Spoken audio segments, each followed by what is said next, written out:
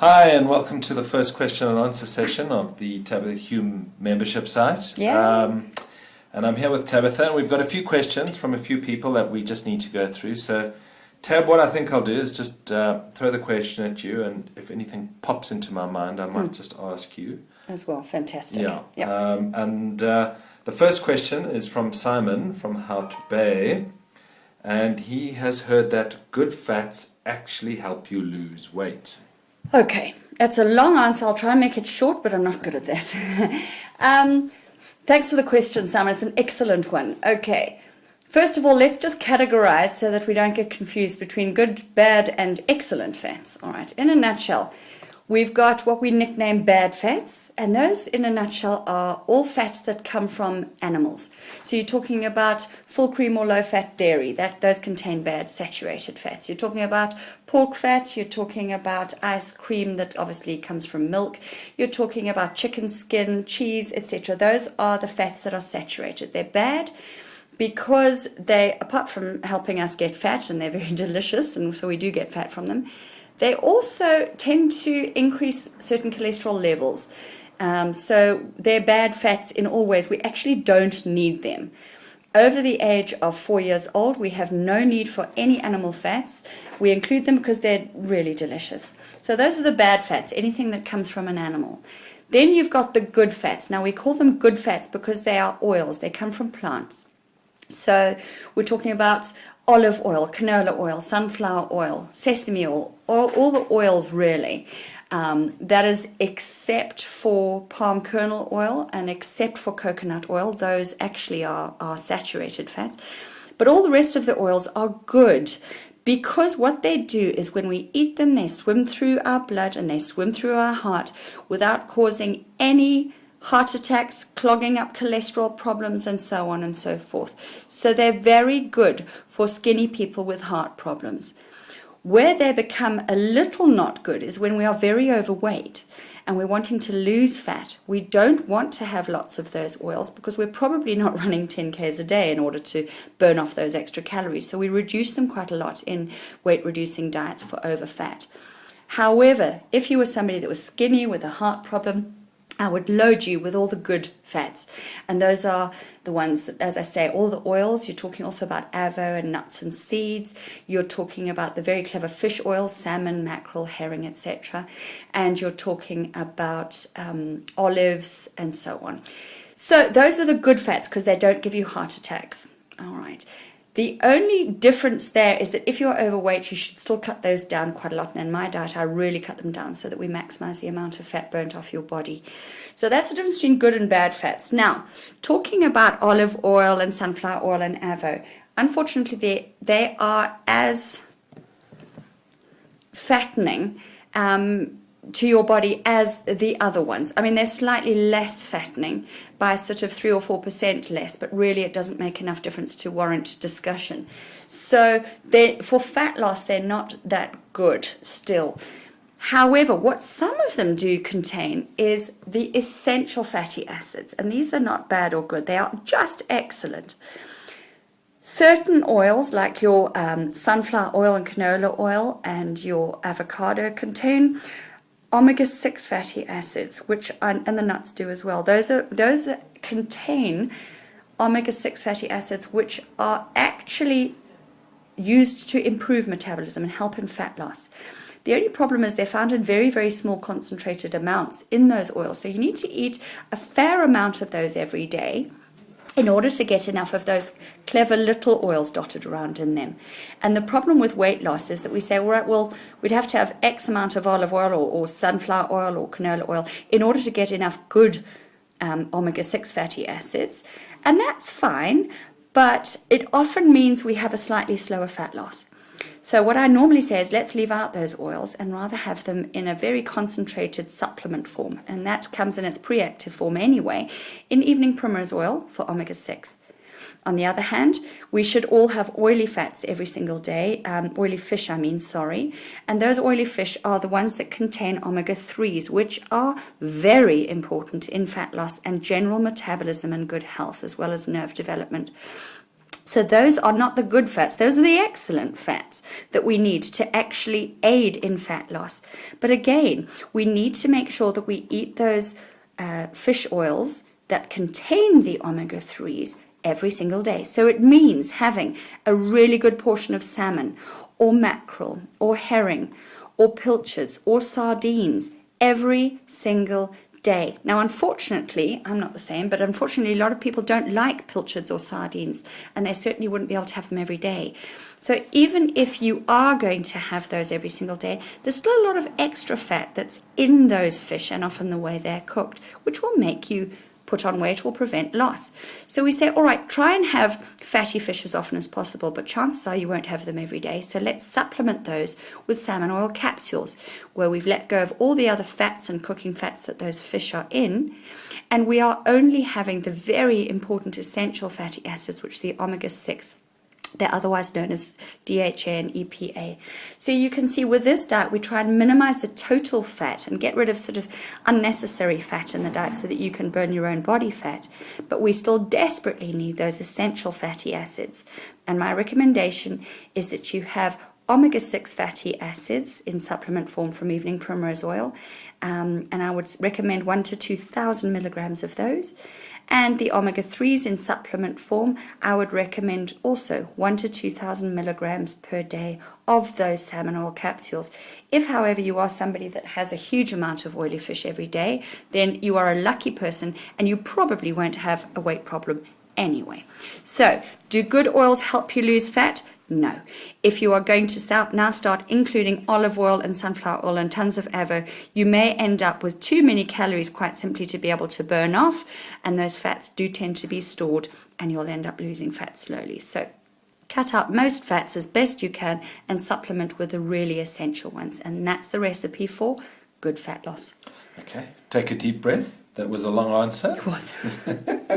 But yeah, no, I'm with you. So that's the difference between butter and margarine and that whole argument. Well, funny enough, it's not. Butter and margarine is actually it's a very good one. Maybe we should do that as another podcast, but that's really quite different. The difference between butter and margarine is saturated and unsaturated. But again, they're both pretty much as fattening for you as each other, but one's much better for your heart than the other. Which is butter, of course, not margarine. Well, it's very interesting, depends on which margarine. Because if you have the traditionally made margarines, they have lots of trans fats in them, which, it's complicated. You can see I like my butter. I can see. Yes. Most people do, unfortunately. And as I say, it would be fun if you were able to run 5Ks a day. Yeah, no, sure. We work too hard. Yes. All right. So the next question is from Anna from Douglasdale. Are sweeteners better for weight loss? Anna, that's a lovely question. Okay, the short answer, absolutely not. In the olden days, we used to concentrate on total calories in minus total calories out, and that would determine whether you gained or lost.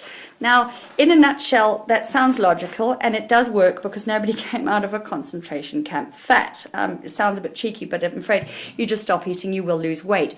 The only problem is the usual response from stopping eating is, number one, you can't stick to it. Number two, you rebound afterwards.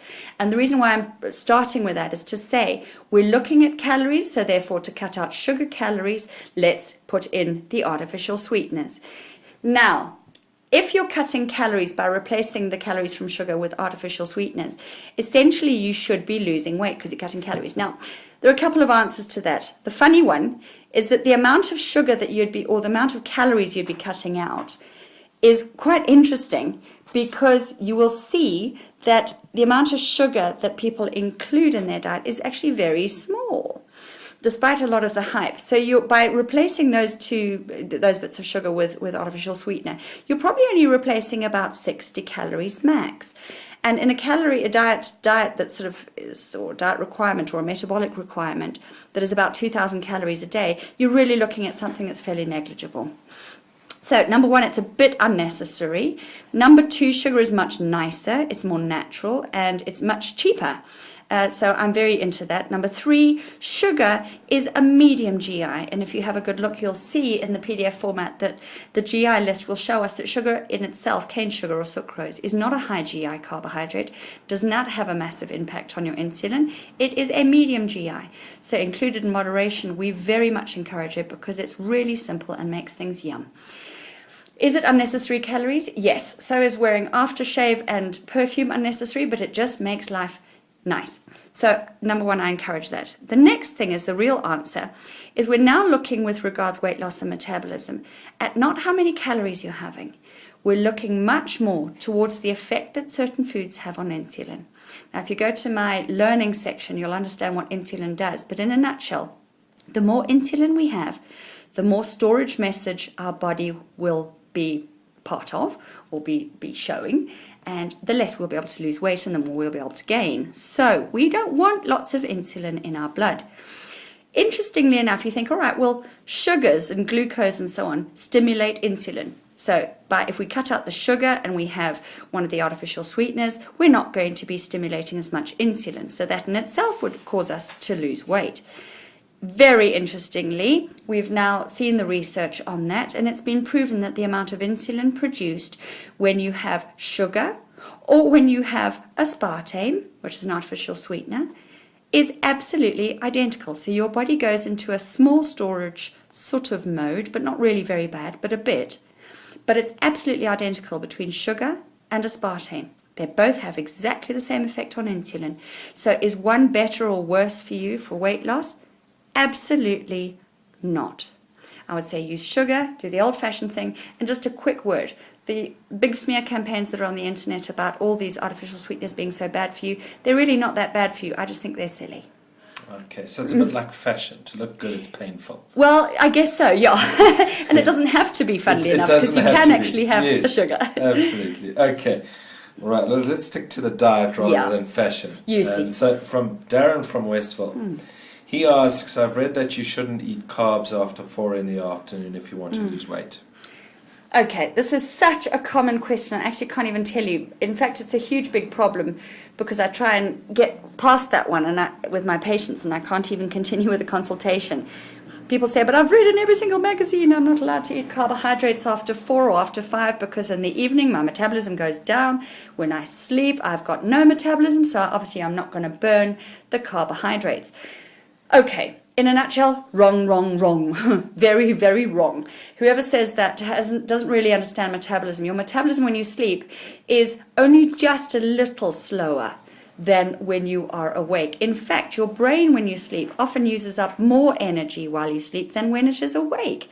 So it's very interesting in terms of activity and metabolism. When you sleep, you're not really using very much less at all. Number 2, carbohydrates are what we call thermogenic. The amount of carbohydrates that you eat equals the amount of heat you produce. So carbohydrates are not fattening. They only become fattening in the Krebs cycle if you eat more than 4,400 calories per day. And that is the equivalent of about 55 slices of bread. So I'd really be impressed if you were able to eat that much.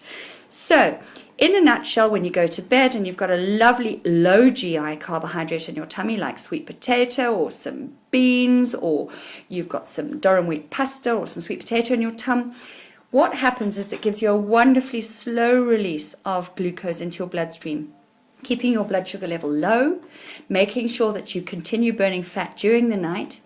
But because you're getting a constant, gentle supply of carbohydrates through the night, many, many things are much better than if you leave out the carbohydrates. Number 1, you will sleep better. We need carbohydrates to help stimulate serotonin in the brain. Serotonin is intricately involved in the sleep cycle, and if we don't have enough serotonin, we don't hit the very deep stage 4 sleep, which is when our body repairs itself, builds muscle and loses fat. So we really want those. So we do want the serotonin to help us sleep better, and we do as a result want the carbohydrates to help stimulate that process. Number 2, if you eat carbohydrates at night, it's feeding your metabolism or feeding your furnace non-stop, very gently. So instead of waking up in the morning having eaten no carbohydrates the night before with a low metabolism, you've kept your furnace burning by delivering little bits of glucose all through the night to keep your metabolism nice and high, so you wake up with a higher metabolism and a more regenerated body than the one you went to sleep with. So in the long term for fat loss, you're wanting to definitely eat carbohydrates at night with a balanced meal, and to wake up the next morning with a much more fat-burning body with a higher metabolism. So cutting out carbs in the evening is completely counterproductive. Okay, so it's actually the opposite. It is the opposite to what the fad at the moment is. Okay. Yeah. So then following on from that question, Janine from Four Ways asks, the more carbs you eat, the more carbs you'll crave. Ah, okay. I'm not surprised that comes from a girl, because what a lot of women say to me is, I'm not going to eat breakfast, because if I don't eat breakfast, then that's great. My appetite goes and I don't really need to eat for the rest of the day. Let's look at two things here. It's that furnace again. If you've got a lovely big furnace, the way to keep it burning hot is to continually keep putting more and more logs into it. It stays hot. When you throw a piece of bacon fat into that huge big furnace that's got lots of logs in it, that bacon fat will just burn up. It'll just be gone because it's so hot because you've kept the furnace burning. If you slow down on the amount of logs you put into that furnace, after several hours, that furnace will no longer be a furnace. It will be a pale grey mass of warm coals. Okay, so the whole burning capability will have decreased because you're not feeding it. And when you put the bacon fat on that, it's obviously not going to burn up. It's just going to stay there all wobbly and wet and revolting looking. So what we're looking at with regards to your metabolism is feeding it on in an ongoing fashion. So we do need to eat more carbs.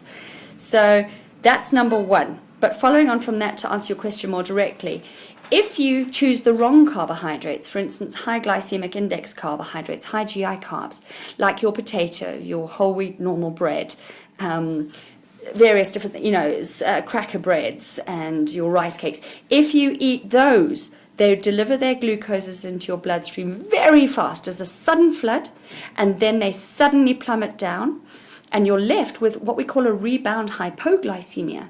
So by eating your rice cake, you've shot your blood full of sugar, then it rebounds all the way down and you're left with not just a little bit of sugar, but absolutely nothing left in your bloodstream. You've got a very low blood sugar level. And at that point, your body goes into real panic mode and says, my sugar level's gone low, I need to quickly get something else in.